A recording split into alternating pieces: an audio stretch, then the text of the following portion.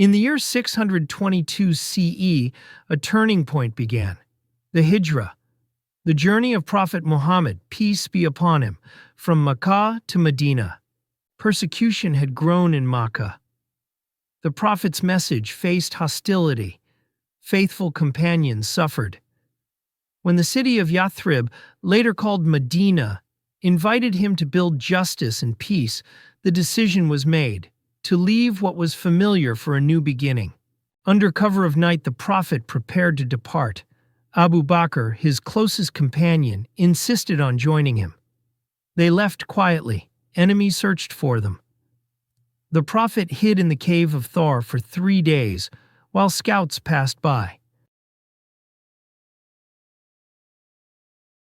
We trusted in God and in Him. We traveled as brothers, sharing fear and hope. The road was long and dangerous. Desert stretches, hidden paths, and the strain of secrecy. But each step carried purpose, safety for the community, and the chance to replant the seeds of faith.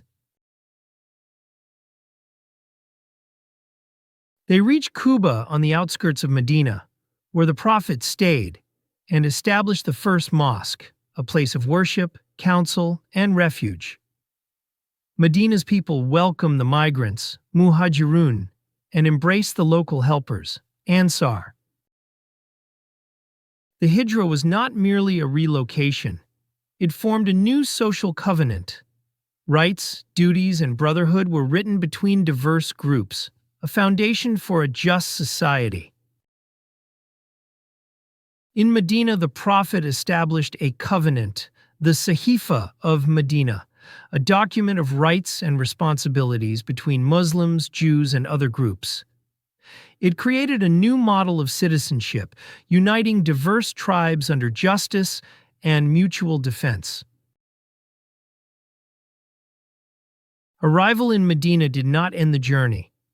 It began the work of building a people. The Prophet walked the streets, not only as a spiritual leader, but as a judge, mediator, and teacher. The mosque became a civic center, a place to pray, settle disputes, learn, and organize community life.